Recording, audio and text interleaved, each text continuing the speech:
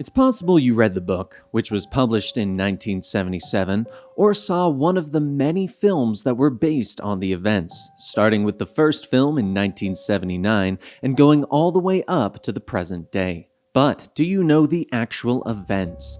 The facts that lead to the book and then to the films. The House of Amityville has been called the most haunted house in America. It is the site of much controversy and much debate. Many people call the facts surrounding the house into question, while others believe that true evil resides within. Today we will look at the events that became known as the Amityville Horror.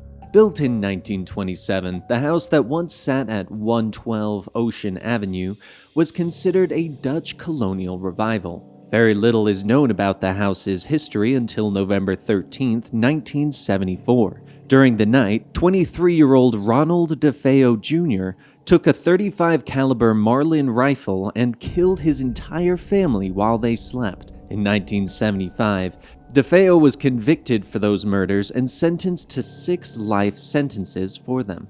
It was in 1976 that the Lutz family moved into the house, paying just $80,000. They would last for only 28 days. They would hold a press conference saying that the family was driven from their home by supernatural forces. It was during this press conference that George Lutz told reporters that they did not hear any wailing sounds, see human shapes watching them, or objects moving or flying. 14 months later, Jim and Barbara Cromartie moved into the house themselves, only paying $50,000 for it. It would be in 1977 that author Jay Anson published his novel, The Amityville Horror. The book was supposedly the true account of what took place within that 28-day time frame when the Lutz family lived in the house. The book describes the Lutz family's early days within the house, which included having the home blessed by a Catholic priest when a family friend learned of its history. The priest is said to have entered the house and began the process. Upstairs, he found a room that was unnaturally cold. He also heard a deep voice that ordered him to leave at once. Other events are described within the novel, such as George waking each night at 3:15, the hour in which DeFeo murdered his family. Kathy Lutz dreamed of the events of the DeFeo murders and could point out in which room of the house they were all killed. Their daughter suddenly developed an imaginary friend named Jody, who she described as a little girl at times and a red-eyed pug at others. The house would be full of strange noises, and the family would see people staring at them through the windows or see red eyes in reflections. Much of the facts that appear in the book, which claims to be based on true events and based off the interviews with the Lutz family, actually go against many of the original claims made by the Lutz family in that first press conference.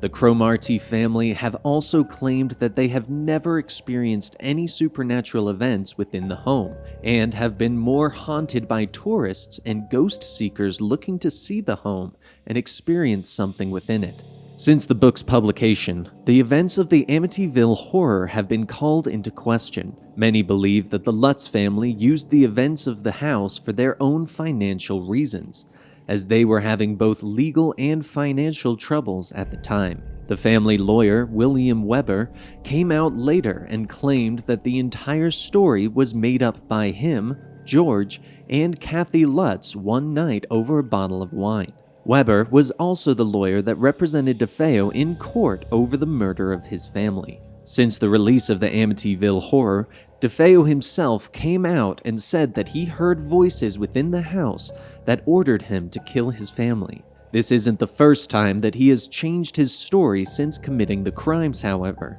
so very few people actually believe him at this point. The events of the book and movie were most likely embellished, however. While it is true that a priest did come to bless the house, the father has come out and said certain events didn't really happen the way that they are portrayed. He does admit that the sewing room was strangely cold, even for the winter, and a voice did tell him to get out of the house. Later, when he tried to call and warn the family, the phone lines were nothing but static, as if the evil within the home was defending itself. Whether the events took place or not can never be truly proven.